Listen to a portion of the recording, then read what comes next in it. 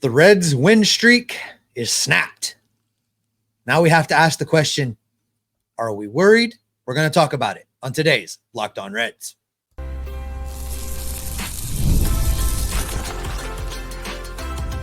You are Locked On Reds, your daily Cincinnati Reds podcast, part of the Locked On Podcast Network, your team every day. Welcome to Locked On Reds. My name is Jeff Carr. His name is Steve Offenbaker, and we are lifelong Cincinnati Reds fans, and we're glad that you're alongside us here today. We've been Reds fans basically since birth. I mean, at least for me, I've got some baby pictures. I don't know about you, Steve. I don't know if you got baby pictures in Reds gear or not. Yeah, but they're on the tin metal, back in the day. Yeah. Been a while. But, we've been podcasting about these Cincinnati Reds for 6 years now. All 6 years with Locked On Reds. Steve had his own podcast before joining me about 3 years ago. And we love these Cincinnati Reds. We try to be positive about our favorite team every day because, well, that's the road less traveled with Reds fans these days. But we are going to be here with you every single day because we're part of the Locked On Podcast Network, your team every day. And we'll discuss the big thing on every Reds fan's mind. We'll dive into geeky numbers and overreact to the everyday movements and marathon that is Major League Baseball. Because when it comes to today's podcast, we're going to look at some worrying. Are we worried about Elly De La Cruz? He's on a bit of a slump. Hadn't hit a home run in like 18 days. Are we worried about Will Benson? Although he did just homer yesterday. Andrew Abbott blew up. Are we worried about him? We're getting to those guys and more on today's Worriometer Wednesday podcast that's brought to you by eBay Motors. From brakes to exhaust kits and beyond, eBay Motors has over 122 million parts to keep your ride or die alive. With all the parts you need at the prices you want, it's easy to bring home that big win. Keep your ride or die alive at ebaymotors.com. Eligible items only. Exclusions apply. eBay guaranteed fit only. Available to U.S. customers. All right, Steve, let's start with a big man himself because Elly De La Cruz here recently has gone on a bit of a dry spell. It's been a tough stretch for him because at one point, our man's slash line was 3.45, and now it's down to 2.34. And he's seen his OPS dip below 800. I mentioned hasn't homered in 18 days. Hasn't quite been the guy that we saw for much of April. Quite frankly, I think that his struggles kind of coincide with the lineup struggles as a whole. How worried are we about Elly De La Cruz?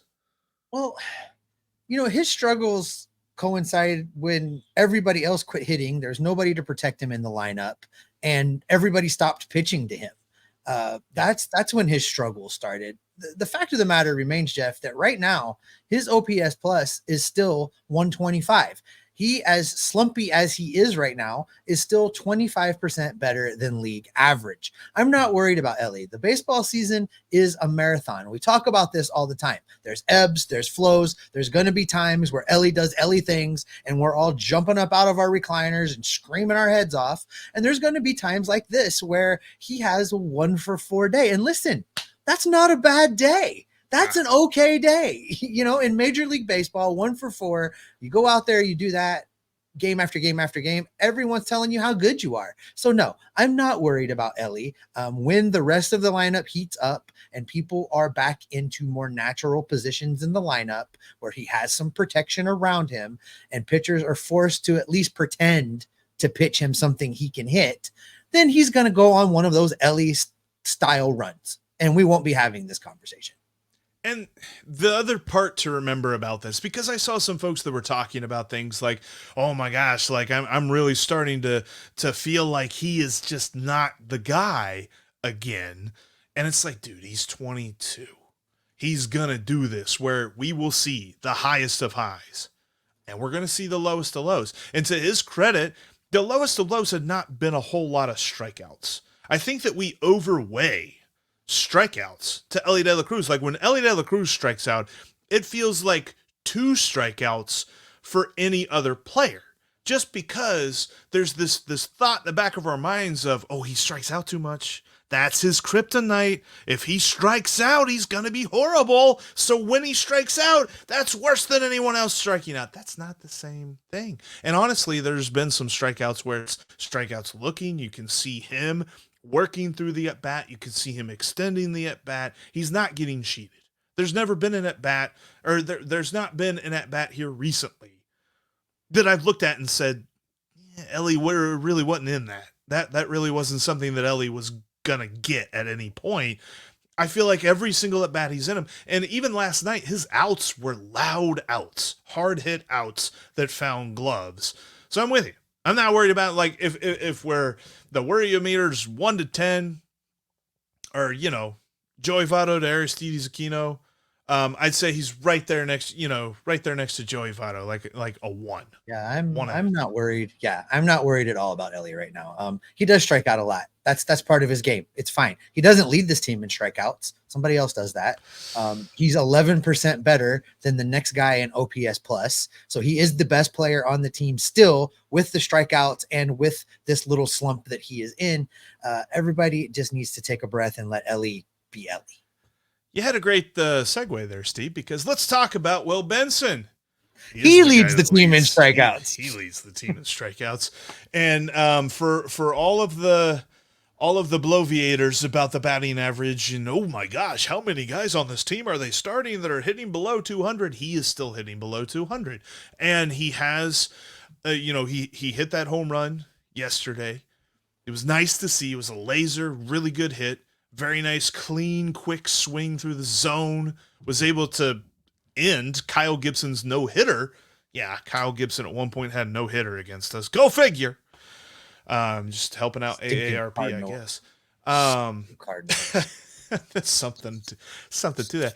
But Will Benson is an interesting case for me because I think there's a qualifier with this. And if you're watching on YouTube, you can see our rundown. But if you're listening to the podcast on your favorite podcasting app, which we encourage you to do if you can't watch us on YouTube, I wrote down the little note: Will Benson will be fine if they platoon him, because I think we're done with the left-handed experiment. I have been saying, I mean, I came down off of my soapbox the other day, Jeff, and said that Stuart Fairchild belongs on this major league roster, and that the highest best usage of Stuart Fairchild is to combine him with Will Benson to form one outfielder. So if there is a left-handed pitcher on the mound, Stuart Fairchild should play. And if it's a right-handed pitcher, Will Benson should play. That's a great outfielder. That's elite level defense for most of the time. That is a good player. If you combine those two guys, Will Benson has not been used properly, and yet he's still almost at league average, OPS plus 94 right now. So even with all of those at-bats against left-handed pitchers where he has struggled, he's still only performing at 6% below league average. So I think used appropriately now, as we've gotten through the hard stretch of the schedule, you're going to see an uptick in Will Benson's number. Plus, it's about to be June in Cincinnati. The ball is going to start flying at Great American Ballpark. Yes, it will. And that's where I'm at. I would say I'm probably at a 3 with him, but not like super high. I just think that he needs to be put in the correct scenarios. And the correct scenario is he's just not going to be an everyday guy. And that's okay, because in this version of baseball, in the league that we have now, there are very few everyday guys. Like, you are a good player if you are an everyday guy. That's just how baseball works nowadays. But I will say, too, and we mentioned the defense thing, like, he's really come a long way. There was a play yesterday where there was a line drive hit to center field. He was playing center field against the Cardinals, and there was a line drive hit to center field, runner on first base, and it looked like if Will Benson had gotten the best jump, had ran full speed, and laid out perfectly, he probably could have caught that. And you know what? I think last year he would have tried that, but he didn't. In this game, he let the ball fall, he got it on the bounce, held the runner at second, and they moved on. I think that's good to see that kind of evolution, where it's not like, I mean, obviously there's like, Jeff, that ain't going to be on Sports Center. Nobody going to be watching that play, but that's the play that he needs to make every single time out. Don't make the play that hurts you, because it felt like Will Benson last year did a lot of that. We've not seen that as much this year. I think defensively, he has really taken that step forward, which was something that I had kind of lined up for him coming into this year. Was like, okay, I want to see this from him, and I'm seeing it from him. You know, a couple more notes on what he's been able to do offensively. Even if you want, he does lead the team in strikeouts, 74 strikeouts, but he's number 2 in the team with home runs, with 8 rather. And as far as the strikeouts, you know that he's number 4 on the team in walks. So as bad as it's been, as tough of times and as tough of at bats he's had, 3 true outcomes, baby. Let's go. Pitcher, he's still doing things. I don't even know if I'm ready to worry about him at a 3 yet. I want to see what he looks like in a platoon over the next 4 weeks. And then we can revisit, are we worried about Will Benson or not? Because I think if they platoon him over the next 4 weeks, we're going to be talking about what a run they've gone on. I think maybe it's my own fault. I think I got overhyped about him being an everyday player. So that's probably why I have him at a 3, but I'm going to hold steady with a 3. You know what though, Steve, last night the Reds had a rough pitching performance from Andrew Abbott. Coming up next, are we concerned?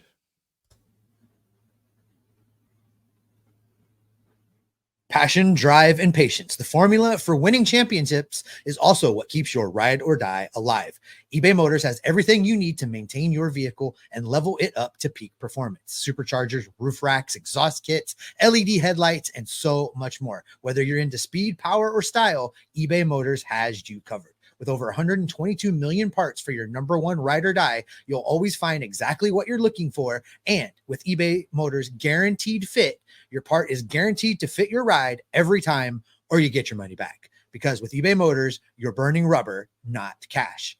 With all the parts you need at the prices you want, it's easy to make your car the MVP and bring home huge wins. Keep your ride or die alive at ebaymotors.com. Eligible items only. Exclusions apply. eBay Guaranteed Fit, available only to U.S. customers. Listen, if you haven't had a chance to do so, you have got to check out Locked On Sports today. It's a free 24/7 streaming sports channel programmed for you every day to bring you the biggest stories throughout sports. Locked On Sports today brings you can't miss analysis, opinions, and news, streaming 24/7 on YouTube. They've got national personalities on there. We've got all of the local experts like Jeff and myself contributing to bring you all of this sports information. It's streaming 24/7 on YouTube and for free on the Amazon Fire TV channels app, part of the Locked On Podcast Network, your team every day. Coming up on tomorrow's show, by God, we better be talking about a series win against the St. Louis Cardinals. The Cardinals are throwing a bullpen day on a getaway day, and Frankie Montas is going for the Reds. If ever there was a get-right game for the Cincinnati Reds, it is today. And JD Haffron from Locked On Cardinals will be joining us. Oh, there you go. All right, let's get back into what happened in yesterday's game, Jeff, because Andrew Abbott clearly did not have it. And the question we got to ask ourselves is that concerning to us? I'm going to go first on this and say that I'm not overly worried. I'm going to give it like a 2 to a 3, just because he didn't necessarily look sharp in his last outing either. Although he managed to work through that. He pitched to contact. He didn't strike very many guys out. I think he had 2 Ks in that start against the Dodgers, but he managed to go 7 innings, and it was a good, clean outing, although he really had to work for it. Yesterday was not his day, and starting pitchers are going to have days like that. I question a little bit how long he was left out there. I don't know that later in the season, David Bell would let him have gone that long, but other than that, I'm not ready to panic. I think Andrew Abbott is just an exceptional above average starting pitcher, but even the best, even the Hall of Famers that are starting pitchers will have games where they get smacked around a little bit. He's an interesting pitcher because coming into last night's game, before last night's game, his ERA was under 3, but his FIP and his xFIP were over 4.5. He is a guy that's been getting lucky. And I look at this one stat that after last night did go up even more, obviously. He's allowed 11 home runs on the season, Steve. In fact, he's allowed 11. Hunter Green has allowed 4. If you'd have told me this year that Andrew Abbott would give up more home runs than Hunter Green, I don't know that I would have taken that bet. But that's kind of where we are with him right now. He is still looking pretty solid when we look at everybody's favorite number, a 3.29 ERA. I mean, we'll take that every day of the week. But there's other little things. There's underlying things that I'm like, need to see a little bit more from him. Because this happened last year, right? He started off super hot. He had that crazy streak of never allowing a run, and then he expanded that out, and he pitched really well, and then he hit a wall. I don't think he's hitting a wall. I think he's hit a little bit of a rough patch, a little bit of, an adjustment that he needs to make in his game. But how does he move forward from here? Is he just going to be a small sample size type starter where it's like, okay, for these 6 games, he's really, really good? Because we have that with Graham Ashcraft. Graham Ashcraft is that guy right now too, where it's just like 6 games, he's unhittable. 6 games, you don't even want him on the mound. Like that sort of thing. And I don't know that we can handle 2 guys like that in this rotation. I'm not going to say that I'm worried too much. I'm going to put him at a 4. I'm putting him at a 4 for Andrew Abbott, simply because like you said, like a couple of starts now that he's building on this, and some of the season numbers to this point to the fact that 3.29 ERA might be a little lucky. Do you have his fly ball, ground ball percentages in front of you? Just out of curiosity. With those 11 home runs, how much are they hitting the ball in the air right now against him? That's a big thing, because last year was in the 20s. He has improved. Last year I think he finished at 27%, and this year he is at 36.3% with a league average homer to fly ball ratio of 11.1%. Okay, they got to put the ball on the ground. That's been your champion charge that you've been leading for a while now. And again, as I mentioned in the last segment, it's June. The ball is going to start flying out of Great American Ballpark. They need to put it on the ground. And I think, and put a caveat on all this, Steve, maybe we should put everybody at a 10, because it feels like when we talk good about stuff, that's when bad things happen. When we talk about talk bad about stuff, that's when good things happen. I'm terrified that they're not going to win against the Cardinals today. I'm so upset. Everybody is terrible. We talked about how good the pitching was yesterday, and they gave up 7 runs. But yeah, no, that's just how I want you to know, just as an aside, a little behind the scenes baseball for the listeners. Yesterday in show prep, Jeff was talking smack about Northcutt, and I don't know if you saw it today or not, but he's the player of the week in the minors. So it applies to even the minor league players. When we talk about them, and we talk about them in not a great light, they just blow up.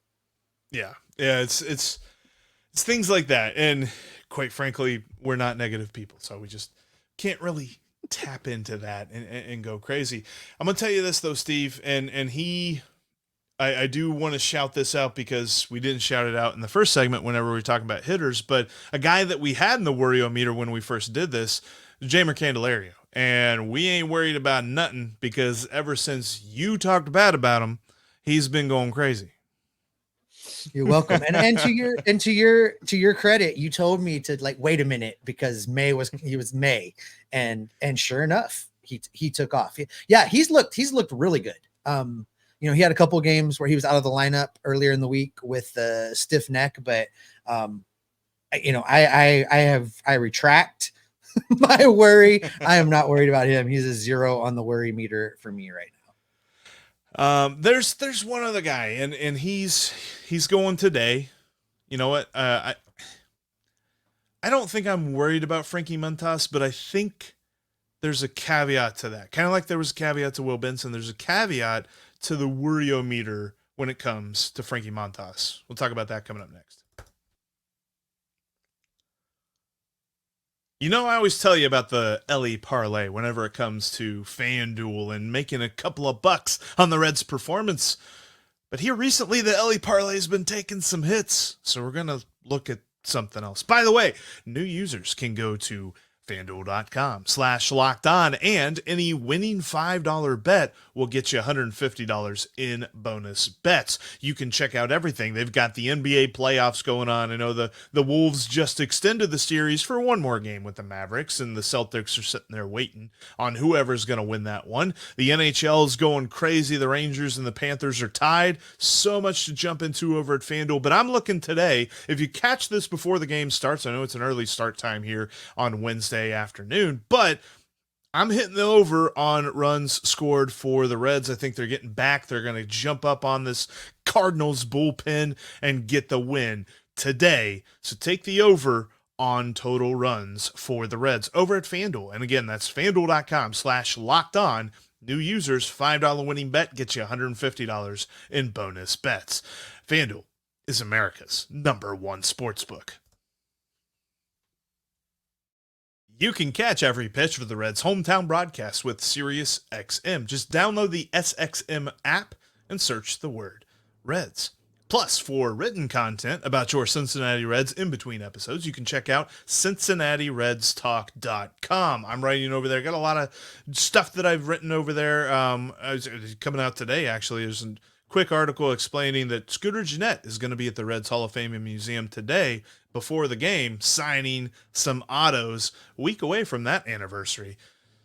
Can't believe it's been 7 years since he hit 4 homers in a game. 7 years? 2017 was 7 years ago. Like, stop it. Stop the world. I want to get off. Anyway, CincinnatiRedsTalk.com. Make sure you bookmark that today. All right, Steve, going today against the Cardinals is Frankie Montas, and he's had a couple of appearances, a couple of starts that have only been so-so.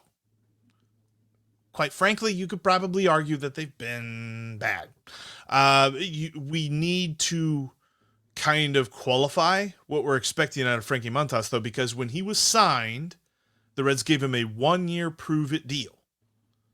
I don't think you give a prove-it deal to a guy you're expecting to be at the top of your rotation. And as fun as the first 2 starts of the season were for him, including opening day, I still don't buy that he was ever going to be this team's ace. So I think that there's a caveat to the worryometer. I'm going to put him at a 4, right there with Andrew Abbott, because I still need to see him pitch a little bit better than he has been.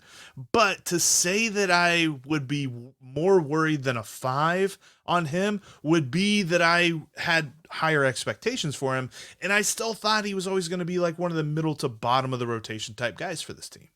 Yeah, I'm a little more worried about him than I am anybody else in the rotation, quite frankly, right now, Jeff. Since coming back from his injury, he's made 4 starts. In those 4 starts, getting hit on the arm with the line drive. Getting hit with the line drive, correct. So when he came back from that injury, he's now made 4 starts. He hasn't made it past 6 innings in any of those starts. The first start back was really good, and he had a lot of good things to say post-game of that first start. He went 6 innings. He only allowed 1 earned run. He struck out 7 coming off of the injured list. The next 3 starts, not really that good at all. He went 4.2 innings the next game, allowing 4 earned runs, only struck out 3 guys. Game after that, he only made it 5 innings, allowed 3 earned runs, only struck out 1 batter. And in his last start, he went 6 innings, allowed 4 earned runs on 9 hits, struck out 3 guys. He's been good as far as not handing out free passes, but he's just not really, we talk about having starters where the other team looks at who's going that day, and you want it to give them some apprehension. And I don't know that Frankie Montas is causing any apprehension in anybody right now. Now he has at times showed us he can kind of be that guy. But I'm more worried about him right now than anybody else in the rotation. I'd call it a 5.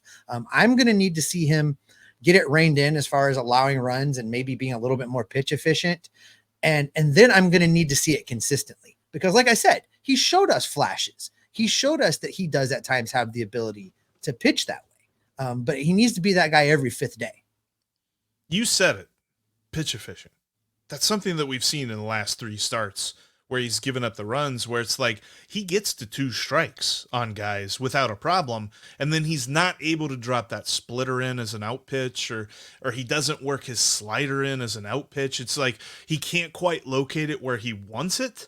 And then it just gets fouled off. Then he's got to reach back for his fastball or something else to get guys out with, and that's not his out pitch. His splitter is his out pitch, and it just hasn't been there for him recently. So I'll be interested to see how he attacks the St. Louis lineup. I mean, last night, they go crazy, score 7 runs, get 13 hits. you know, you and I, we were just talking about this game, just like, you know what, I'm not going to go crazy about anything with this game. The only thing that we think is we hope they got rid of all their bullets, and they don't have any bullets for today's game. And Frankie Montas can kind of just mow them down. But I'm with you. I think that there's definitely been some concerning developments in his game here recently that want to monitor a little bit. The good news is the velocity is still there. So it's not as if there's a physical thing that is holding him back from pitching well. It's just, I think about, you know, some different things that we've seen from him, and I'm with you. I mean, I still put him in a 4, probably 4.5. Can I break my own rules and do a decimal? No, here? Yeah, no, you said that. 4. I'm gonna put a decimal. I was saying there. 5, but we're in agreement that of the rotation right now, he's probably the one we're most worried about being able to consistently get it done. Yes, I would agree with that. But that will conclude the Worriometer Wednesday. We'll try to do this a little bit more often so we can kind of refer back to some different picks that we had. I know Jeimer Candelario was a guy that we had on there, but and Jake Fraley as well. But Jake Fraley really hasn't changed. The thoughts that I had on him haven't really changed for me just yet. Like, he's still hitting. He's just not hitting for extra bases. There's not a lot of power in his game, and I'd like to see some more power. We know that he's got that power. And let's drop in one other positive note. The return of Alex Young last night. He pitched fine, and three left-handers. 1, 2, 3 left-handers in the Reds bullpen right now. This is great. What a time! What a time to be alive. There's I mean, on paper, and with the performances that we've seen from some people here recently, like, we can really tell that this bullpen is just going to be a weapon for David Bell. And on paper, it's going to be a huge weapon. You got a couple of guys that can go long. You got a couple of guys that can throw with their left hand. You got a couple of guys that are power pitchers, a couple of guys that are pitch to contact and miss barrel pitchers. Like, so many different guys that he can call on, and I absolutely love it. And before we get out of here, Steve, there's one other thing too, and I just kind of wanted to throw this in at the end because, quite frankly, it's a lot of fun. And I mean, there's not a single fan base that hasn't been touched by this guy. He's leaving the game. It's gonna be interesting to see what the game's like moving forward, because, quite frankly, there was always somebody that you could compare him to. There was always a baseline with this guy. Angel Hernandez retired from baseball the other day, Steve. What's your thoughts on that? Thank God. It's the first call he ever got right, was making the call to retire. Good grief. And I've seen some propaganda piece videos out there of how he really wasn't that bad. And that may very well be true with the rankings and the tracking of the baseball and the StatCast era and all the things. You may be able to put together some numbers and show me umpires that statistically are worse than Angel Hernandez. None of them are as egregiously bad as Angel Hernandez was. And as bad consistently as often as Angel Hernandez was, and then have the audacity to sue Major League Baseball for racism because you can't call the World Series when you're the first umpire in baseball history to have 3 calls overturned in a divisional playoff game with the challenge system. You just know. Good riddance. Go enjoy retirement. Stop messing with baseball. And the only good thing is I got to watch the Kyle Schwarber meltdown like 10 times yesterday when this news broke that Angel Hernandez is retiring, because Kyle Schwarber's meltdown on Angel Hernandez is the single best player meltdown on an umpire I think there has been in decades. It was fantastic. That was a fantastic one. Just talking about some different things, like peeling back the curtain a little bit, getting to manage the MLB channel. I get to meet with a bunch of different hosts on a weekly basis, and we were talking about this and just how everybody was like, oh my gosh, like the guy that had the meme created for him of the picture of your phone where it says missed call, and it was just missed call Angel Hernandez, missed call Angel Hernandez, missed call Angel Hernandez. Like, we're gonna have to find another umpire to use that for, because now it's got to be retired. And little known fact, Angel Hernandez is the reason that I am blocked on X by the Major League Baseball Umpires Union, because I called them a bunch of cowards for not dealing with Angel Hernandez, and they blocked me. On that bombshell, it's time to end. Thanks everybody so much for checking out today's Locked On Reds podcast. If you're not subscribed, make sure that you subscribe on your favorite podcast app. Take us with you if you can't watch us here on YouTube. And if you're watching here on YouTube and you're not subscribed, make sure you do so and click that bell to get notified whenever we've got new content for you, because we will be with you all throughout the season. Whether the Reds win, whether the Reds lose, whether the Reds buy, God forbid if the Reds sell, and what the Reds are going to do in the draft here coming up in a few months and all this other stuff. Why, Steve? Well, because unlike Angel Hernandez, we're going to look high, we're going to look low, we're going to look left, we're going to look right. We're going to gather up all the information, and we're going to bring it back here to keep you locked on Reds every single day. I think Angel Hernandez would miss a strike call with an automatic balls and strike system. Oh, he would totally ignore it. I saw him do that with a replay review. We'll talk about that later.